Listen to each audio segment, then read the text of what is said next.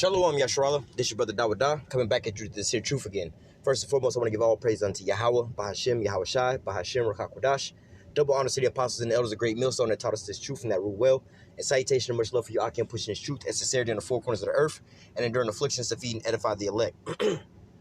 So I want to jump into this here lesson, all right, which I'll probably entitle, There's going to be a mass shortage of men coming, all right? So let's jump into this here lesson, all right? I'm going to start here in Isaiah chapter 14 and verse 21, all right? Because ultimately we know that, that there's about to be a mass shortage of men, especially these Edomite men, all right? Because with this World War III that's coming, all right, there's not going to be any more, all the men that go to war, anybody that go to war in World War III, they're not coming back, man, all right? But nevertheless, over here on this here side as well too, man, all right, there's going to be a lot of death, and a lot of these men is going to be put to death. So let's just jump into it. Isaiah 14 and 21. This is talking to Esau.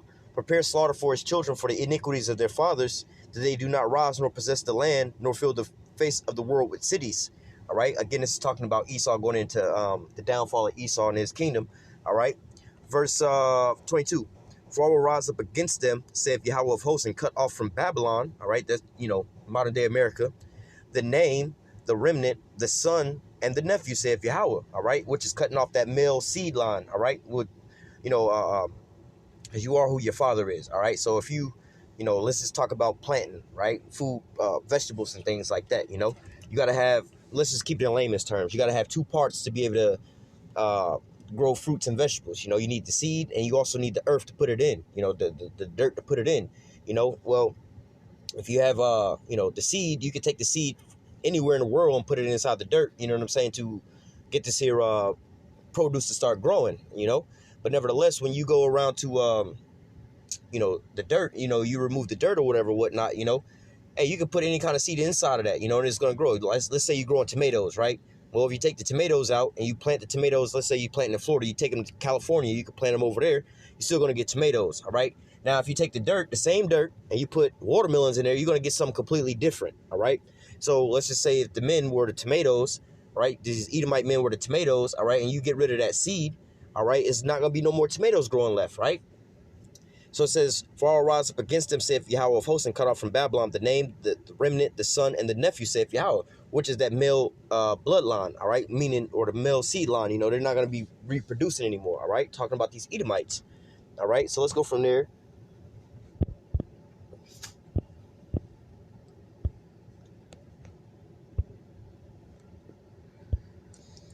This is 2nd Esdras 16 and verse 33 and 34. It says, the virgins shall mourn, having no bridegrooms. The women shall mourn, having no husbands. Their daughters shall mourn, having no helpers. In the war shall their bridegrooms be destroyed, and their husbands shall perish of famine. All right. So, hey, again, they go off to World War III, they're not coming back. And if they're on this here side over here, man, they're going to wind up dying off, whether it be the famine, the sword, all right, any of these different types of ways. And here in America, one of the main things that's being pushed here is the independent woman vibration. Amongst our women, you don't have very many men in the household, because why? They started, listening to the philosophies of Esau, Edom, all right, and so on and so forth. You don't need no man in the household. You take up the welfare and food stamps and Section 8 homes and child support and all these different things. You're getting the money off of men that way, but you don't have a man in the household, all right, which leaves you vulnerable, because why? That man is your hedge or your protection, all right? But now we're reading here how the Lord's cutting off all the males, all right? Who's gonna be left for these here women, all right? Who's gonna be the heads for these women to protect these women in these days, man? All right. Let's go from there to the book of Jeremiah chapter 30. I'm gonna start at verse 5. For thus saith Yahweh, we have heard a voice of trembling and of fear, not of peace, because this is a lot that's going out on the earth right now, or, it's in a lot of different corners of the earth, where you got like Christianity and think God bless America, or America's going to bounce back, or things going to get better when things go back to normal, whatever, whatnot. They talking about, peace is coming back, things going to get back better, everything's going to work itself out. But no, man, this is the end all be all, man. These are the things that the Most High told us about before. Was that 2nd Esdras chapter 9? Measure the times diligently in itself. All right, when you start to see part of the signs pass that I told you before, then you shall well understand that this is the very same time where the Lord will come to visit the earth. These are the same times that he spoke about from the beginnings. All right. It ain't no going back, man. It ain't gonna be no peace and safety that's coming out, man. Sudden destruction is coming upon you right now, man. All right. Verse 6, ask ye now and see whether a man doth travail with child. All right. So, hey, they asking like, yo, let me keep reading. It says, wherefore do I see every man with his hands on his loins as a woman in travail, and all faces turn to paleness. Just imagine being in a hospital ward on the floor where all these women are in labor giving birth. All right. Let's just say they all gonna have their baby all at the exact same time, the same moment. On a birth certificate, they're gonna all be born at 6:32. Let's just say 6:32. All these babies on this whole war are gonna be born. You know, it's 25 rooms, man. Just imagine the types of screams and as these women are pushing in labor. That it's gonna sound like if you stand at the end of the hall, you hear every last one of these women in all 25 rooms screaming all at the same time, pushing these babies out, man. All right, imagine the sound of that, man. All right, but it's not gonna be that. It's gonna be basically these men that's out here crying like that, man. These big macho men out here, man. All right, how much more when you read 2nd Ezra chapter 13 when it's talking about when the Lord come back in those so-called UFOs, you know, and then they was afraid, but they durst fight. You know, these are men of war. All right, they're up to take on any challenge, anything like that. But guess what? They came up upon the Lord in these chariots, but they was afraid, but durst fight. The Lord put the spirit on them to fight anyway, man. All right, so how much more these regular ass men that's not trained to fight up against any foe, whatever, whatnot, man. Your regular macho men walking around the streets, these gangbangers or whatever, whatnot, man. They gonna be scared, man, in these times that's coming up, man. All right. Verse 7, alas, for that day is great, so that none is like it, is even the time of Jacob's trouble, but he shall be saved out of it. And who is the he that is talking about? All right, it's talking about the elect of the children of Israel. All right. Oh, let me go back.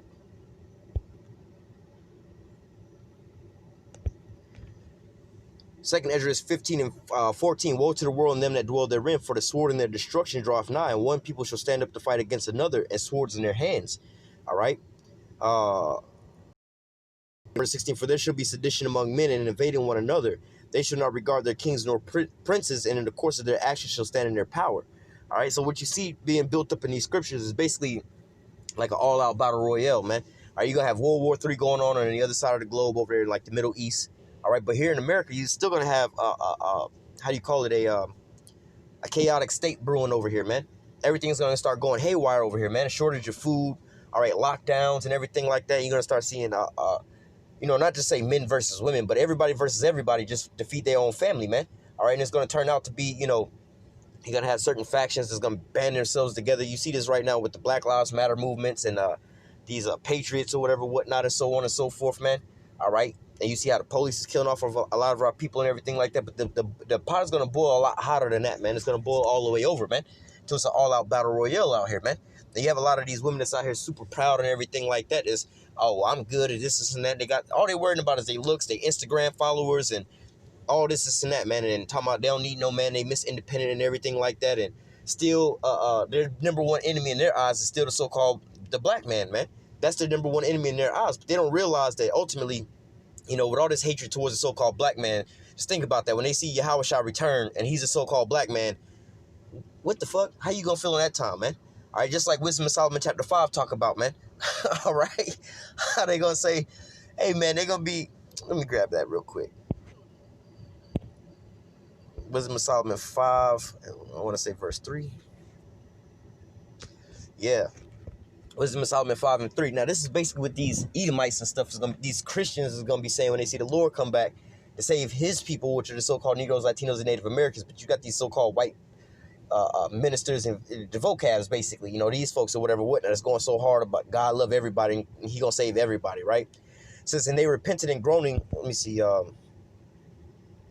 Verse 3, and they repented and groaning for anguish and spirit shall say within themselves, this was he whom we had sometimes in derision, a proverb and reproach. We fools accounted his life madness and his end without honor. How is he numbered among the children of the Most High and his lot among the saints?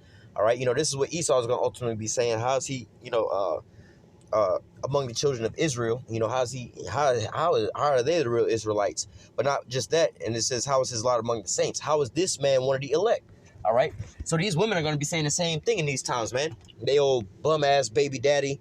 This old ain't nothing ass nigga baby daddy. They little, you know, whatever terms they call us about by whatever whatnot. You know, they're going to be still in the same spirit. Oh, this nigga ain't shit. This old broke ass nigga, whatever whatnot. But in that day, hey, Revelation 2 and 9 say, hey, I know thy poverty, How's it go? I know that poverty and not tribulation, but thou art rich. All right, yeah, you know, you looking at us like we the bottom of the barrel and so on and so forth, but this is really the salvation ticket, man.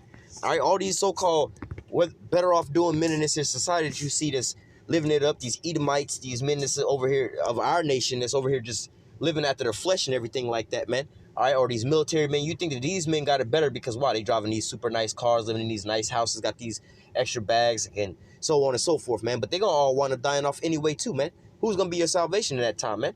All right, this is why they're gonna see in that day. It's gonna, like I just made the reference to this here scripture, how the Edomites gonna feel when they see a so-called black man come down and realize that damn, the Lord ain't with their people. The Lord is against their people. Because look like right now they killing off all these so-called unarmed black people or whatever, whatnot. When they see the Lord return, like, oh shit, we done fucked up. Same way that these women gonna feel when they've been calling us all kind of names or whatever, whatnot, distancing themselves from us and putting this wedge between us. All right, once they realize that, hey man, the man that they got wasn't a man of the Lord, or he wasn't even of the children of Israel, you know, and they got put to death, man. Who's gonna protect them in that day, man? All right.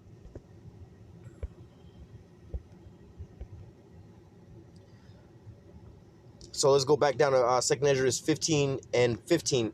For the 14, for woe unto the world and them that dwell therein, for the sword and their destruction draweth nigh, and one people shall stand up and fight against another, and swords in their hands, for there shall be sedition among men, and invading one another. They shall not regard their kings nor princes, in the course of their actions stand in their power.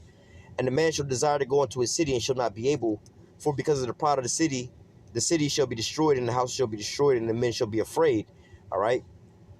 Verse 19, and a man shall have no pity upon his neighbor, but shall destroy their houses with the sword and spoil their goods because of a lack of bread and great tribulation. So, hey, man, here on this here side, like I said, in World War III, there's going to be a lot of men, all the men in World War III going to wind up dying over there.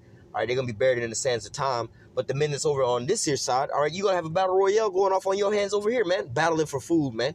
Battling for safety, man. Even if you're not the ones, if you're not on the offense, all right, going out there, kicking in niggas' doors and trying to find, you know, where they got their food at or whatever, whatnot. If you're not on that side, you're going to be on the defensive side, man. Scared as hell in your bedroom, trying to sleep at night, afraid somebody going to kick in your door, trying to make sure there ain't no light being coming out of your house or your whatever building you taking refuge up in, so that nobody think that nobody's up in there, man. You're going to be out there trembling, man. All right? So, hey, how much more do these women, all right, out here that's going to, you know, talking about this independent women or whatever, whatnot, man. All right, there's about to be a mass shortage of men out here, man. All right? Let me go from there to Isaiah. You know what? I don't really have time. Well, I'll grab it anyway. Isaiah 32. Isaiah 32 and 9. It says, rise up, ye women that are at ease. Hear my voice, ye careless daughters. Give ear unto my speech. Many days and years shall you be troubled, ye careless women, for the vintage shall fail and the gathering shall not come. So, hey, we going into this lesson about how there's about to be a shortage of men coming out, all right? And we know that these women ain't going to be saved by what? By childbearing, you know? Also, you know, the believing wife or the believing woman can basically save her unbelieving husband, you know what I'm saying? Or the believing husband can save his unbelieving wife, you know what I'm saying, according to the scriptures. But nevertheless, you got to be hooked up with this truth one way or another, man. All right? But you women that's walking around out here telling some you don't need no man, you proud as hell walking around like this, man, that ain't nothing but a death trap set up for your damn self, man. All right? Isaiah 28:15, because you have said we have made a covenant with death, and with hell we had agreement, all right, you know, following out the Esau and his philosophies and everything like that, man. Oh, I don't need no man, I miss independent woman and so on and so forth. I heard some shit on the radio talking about the Breonna Taylor case, Angela Yee, which is a Moabite. She's not a Israelite, but yet she's standing as a mouthpiece for our women to destroy our women. You got to watch this witchcraft, all right. Angela Yee talking about, you know, playing the victim role, you know, we're the least protected, the least supported women out here. Where's the support for our black women? Where's the support for us? Bitch, you don't get no support. Ain't no woman ain't no human being or no object, nobody on the planet Earth that claim to be independent needs support. That's an oxymoron. You can't be supported if you're independent. All right? It just don't make no sense. All right? It's like, you know, where you have certain things, we have a support system versus somebody who don't have a support system. Perfect example, training wheels on a bike, man. It's either you got training wheels on the bike or you don't got training wheels on the bike. Either you need the support or you don't need the support. Oh, I can ride the bike without the training wheels, but then you fall over, then you blame it. Well, I fell because I didn't have training wheels. Y'all should have took the training wheels off. Well, I thought you was a big girl could ride the bike with no training wheels. What happened? All right. It says, let me jump down. Verse 18, and your covenant with death shall be disannulled, and your agreement with hell shall not stand. All right, so all this philosophies of Miss Independent Woman and going on or whatever, whatnot, and living it up, basically living independent from the scriptures, man, how the scriptures say you should be living and everything like that, because ultimately that's what it goes down to. You know, they don't want to live how the scriptures say live, so they want to go independently on their own and do what? Follow after how Esau have things set up, man. All right. It says, and your covenant with death shall be disannulled, and your agreement with hell shall not stand. When the overflowing scourge shall pass through, then ye shall be trodden down. All right, and we understand how the scriptures say. How does it say? It's when the enemy shall come in like a overflowing flood or something like that, to that effect. Roughly paraphrasing, the Lord is going to lift up a standard. All right, and that standard is going to be what? His men, the men of the Lord, when He's going to put the Spirit upon them, man. All right. But let me go back to Isaiah 32. Isaiah 32:9. Rise up, ye women that are at ease. Hear my voice, ye careless daughters. Give ear unto my speech. Many days and years shall you be troubled, ye careless women, for the vintage shall fail and the gathering shall not come. Because right now, again, they're living in that misindependent spirit. Tremble, ye women that are at ease, and be troubled, ye careless ones. Strip you and make you bare, and gird sackcloth upon your loins. Prime example, like I just said about the Angela Yee situation, crying out on the radio looking for some sympathy. We're the least supported people on the earth, man. And then Charlemagne happened to jump in like, well, we got to understand that we're all in this together, because for every Sandra Bland, there's a Ahmaud Arbery, there's a Trayvon Martin, and the list goes on and on and on and on.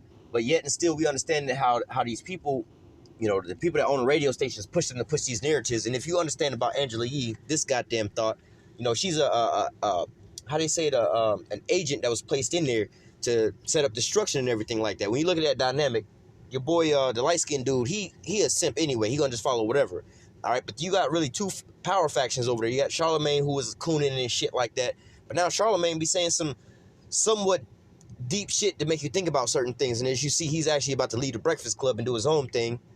All right, because the back and forth between him and Angela Yee. But Angela Yee's still out here pushing this here narrative, man. That's why she got called out with the whole Gucci Mane situation, being a thought and a whore and everything like that. You know, Gucci Mane just said straight up, yeah, you did used to call me. This is just the fact. You used to try to holler at me, whatever, whatnot. And if I ain't no hoe. Bitch, we all know your history and everything like that. We know so on and so forth. Stop trying to push out this narrative to our women, man. That's destroying them. Then you talk about something, oh, we need to be supported or whatever, whatnot. We're the least supported women or whatever, whatnot. Hey, but then Charlemagne was like, no, well, she did have her man in there. Her man was also getting shot at while she was getting shot at, and he actually pulled out a gun and started busting back, man. So don't put out this narrative of how ain't nobody, no black men trying to support and save our women and push this narrative to keep our women and hating our men and look at us some type of way. Because why? When the shit really hit the fan, man, and you done burned all your bridges with these men, who's going to protect you in that day, man? All right? Verse 11. Tremble, ye women that are at ease, be troubled, ye careless ones. Strip you, make you bare, and gird sackcloth upon your loins. They shall lament for the teats, for the pleasant fields, and for the fruitful vine. All right? Because ultimately, man, when the shit start hitting the fan, man, you ain't going to have your fans-only page, your Instagram model page, your cash apps, and so on and so forth. All these men taking care of you, man, because this is going to be a survival of the fittest, man. All right? Only strong going to survive in that time. All right? Let me jump up to verse 2. Isaiah 32:2. A man shall be a hiding place from the wind. All right? Now here, on just layman's terms, all right, it tells you, man, in a time of a situation, something bad happening, all right, everybody on the planet Earth call out unto a man to save their ass, man. All right? You know, hell, us in this is truth, man. We calling on who? Yahweh Shimi Awashah, man. Those that called on my name. Whosoever shall call on my name shall be saved, man. We calling on another man's name. Wow. But look at that. You know, we ain't proud enough to say that we need a man too, man. All right. The scripture refer to us as basically the Lord's wife, man. All right. But nevertheless, we call upon the Lord to save us, man. And guess what? The Lord has set up other men over top of us, man. All right. When we go to our jobs, we're under other men. We don't have no problem submitting unto a man. So what kind of bullshit is this where they push out this narrative that a woman is some kind of blasphemy that a woman should have to submit herself unto a man at her job, unto her husband, or to any other kind of man? What kind of shit is that, man? That you make it sound like it's like you killing off your firstborn or something like that, man. It's like it's some kind of far-fetched thing you've never heard of before, man. But this is that covenant with death that you over here, that apple that the devil is feeding Eve over here, man. All right, this here bullshit philosophies, man. All right. Reading this again, Isaiah 32:2. A man shall be a hiding place from the wind. Now, we understand, according to this here lesson that I'm putting up, that what? There's going to be a shortage of men. So what men are we talking about here, man? The men of the Lord, all right? Because what? We also understand that 2/3 of our people, men and women, are going to be put to death. So what? You know, a lot of our men, you know, out of the 66.6% of the total number of our people, 50% of them are going to be, well, I can't just say 50%, but let's just put it this way. A lot of them are going to be men and a lot of them are going to be women. So it's going to be a shortage of our men as well, too, man. The only men that's going to make it on our side is of the elect. 144,000 and 1/3, man. All right. Same with these here women. But those women that's going to be saved going to wind up doing what? Isaiah 32:2. A man shall be a hiding place from the wind. And this talking about a man of the Lord. A covert from the tempest, as the rivers of water in a dry place, as the shadows of a great rock in a weary land. And, you know, to break this down a little further, you know, you just put yourself in any of these positions, you know, as a river of water in a dry place. You out in the middle of the Sahara Desert, walking for days and highly dehydrated. What kind of mindset is going to come over your mind when you see a damn a river flowing with water, clean water in the middle of the desert? You've been walking for 6 weeks, and you probably wouldn't live that long, but you know what I'm saying, trying to make an example. You've been walking for so long, you dehydrated, you see that river of water. Oh, salvation, right? This is what it's going to be like in the movie The Book of Eli, man. All right.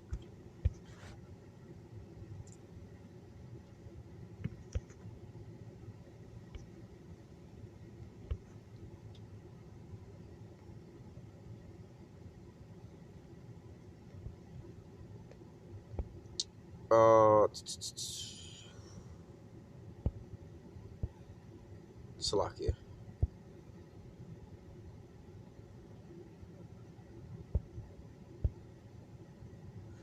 Isaiah 13:12. I will make a man more precious than fine gold, even a man than the golden wedge of Ophir. And again, this isn't no men versus women type of thing and whatever, whatnot, all right? It says, I will make a man, all right, again, a man of the Lord, more precious than fine gold, all right? Like in the scriptures, dealing with the 1/3 and 2/3, all right? But the third part shall be brought through the fire and tried as gold is tried and refined as silver is refined, all right? Talking about what? The men of the Lord, all right? The elect, all right? So it says, I will make a man, all right, a man of the Lord, more precious than fine gold, more valuable than gold, all right?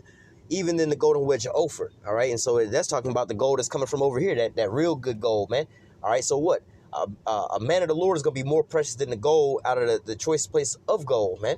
All right, so this is going to be the most valuable thing in that day, man. Gold ain't going to be able to save you in this here day, man. All right, thought I said it in here. Talking about the Medes, they're not going to regard their silver nor their gold. But nevertheless, it's not in the scripture. Thought it was down here.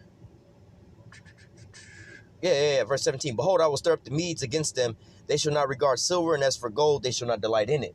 You know, so, hey, when these foreign troops start coming over here, whatever, whatnot, man, hey, man, you can't pay off these. You can't pay, first of all, you can't pay off the Russians from sending these missiles over here, man, because that's ultimately of the Lord. So what? They're not going to regard silver and gold. So your monetary funds is not going to be valuable in these times, man. All right, but what's going to be more valuable than the fine golden wedge of Ophir? A man of the Lord, man. All right, because why? The regular men going to wind up dying off in these wars. All right. Yeah, we can go ahead and close out with that. You know, I wanted to just making a point of how there's going to be a mass shortage of men. All right, on this here. We can close out with this. There's going to be a mass shortage of men coming up real soon. All right, now to these here women. All right, Isaiah 4:1. And in that day 7 women shall take hold of one man, saying, we will eat our own bread and wear our own apparel. Only let us be called by thy name to take away our reproach. All right, hey, set this up because they're going to understand that, look, the men of the Lord are going to be the ones that's going to be able to save us in this here day, man. When you watch the movie Book of Eli, I keep quoting this, where the homegirl is in the bar and Eli walk in and he wants some water or whatever, whatnot, and all of a sudden everybody decided they wanted to fight him or whatever, whatnot, man. And he wound up whooping everybody ass in there, right? So homegirl's rolling with the most dangerous street gang that there is out there, but the moment she see that this one dude beat everybody ass in the most violent gang that there is, at that point in time, she humbles herself and realizes, oh, shit. Like, these men can't protect me from somebody like you. I need to be with you to be able to protect me from somebody like them. All right? So these are the wise women that's going to put this into their mind state. They're like, you know what?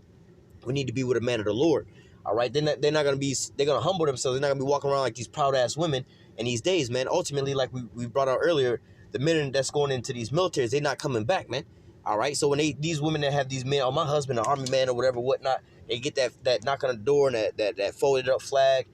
And then you start seeing the chaos that go on over here, man. All right, you got to go to the grocery store, man. All right, and then you see these regular men out here just trying to get you for your box or whatever, whatnot, and just trying to take advantage of you because they see a a vulnerable woman or whatever, whatnot, man. It's gonna be a real scary sight out there to see what man is really gonna have your back in those days, man. And all these men that you've been shitting on or whatever, whatnot, and oh, you ain't this, you ain't that, or whatever, whatnot. Hey, man, in those days when you're gonna be looking for help, these men is not gonna be out here trying to help your ass in those days, man. All right. But what the men of the Lord is gonna be the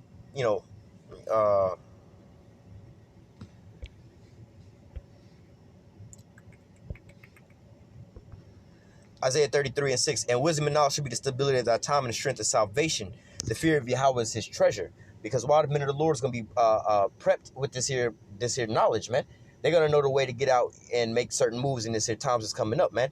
And you're going to start seeing a lot of these carnal men, these men of the world, making carnal decisions and wind up dying by the decisions that they've made, man.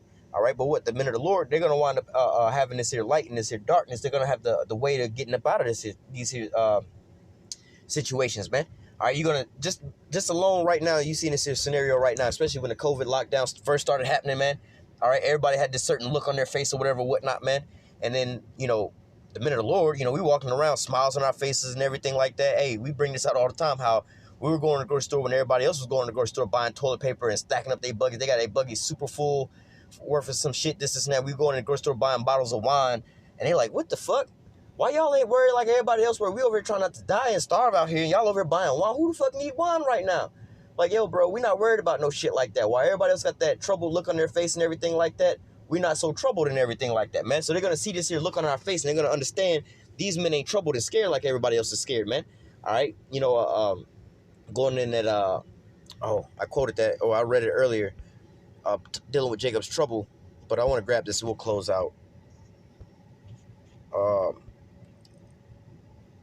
Isaiah 65 and verse, just getting to the point. Well, let me read from verse 13. Therefore, thus saith Yahweh power, behold, my servant shall eat, but you shall be hungry. Behold, my servants shall drink, but you shall be thirsty. Behold, my servants shall rejoice, but you shall be ashamed. Behold, my servant shall sing for joy of heart, but you shall cry for sorrow of heart, and shall howl for vexation of spirit. So, hey, when you're going into this, man, think about the mind state of our the men of the Lord and of our people in these times where we're, going through these trials and tribulations. The men of the Lord are going to be protected and everything like that, man. But ultimately, you're going to have these regular men that's out here with their hands in their loins as a woman in travail, like she's giving birth or whatever, whatnot, man. All right. A lot of these men are going to die off in war. All right. Which is going to bring back to why it says 7 women shall take hold of 1 man. All right. Because there's going to be a mass shortage of men out here, man. And the only men that's going to wind up making it is what? The men of the Lord, man. All right. Well, there's going to be other men that make it. But those men that make it, they're going to just be the first fruits going into slavery. So really, it'd be better off if they would have died, man. All right, so the only men that's going to wind up making it and capitalizing is who? The men of the Lord, man. All right, so I just wanted to go into this here little lesson. Lord willing, the elect was edified with that lesson. Until next time, I say, call halal Yahweh, Bahashim Yahushai, Bahashim Rakakudash. Double honors to the apostles and elders, a great millstone that taught us this truth and that rule well. And salutation and much love for you. I can push this truth and sincerity in the 4 corners of the earth and endure afflictions to feed and edify the elect. So next time, I say, stay strong. Shalom.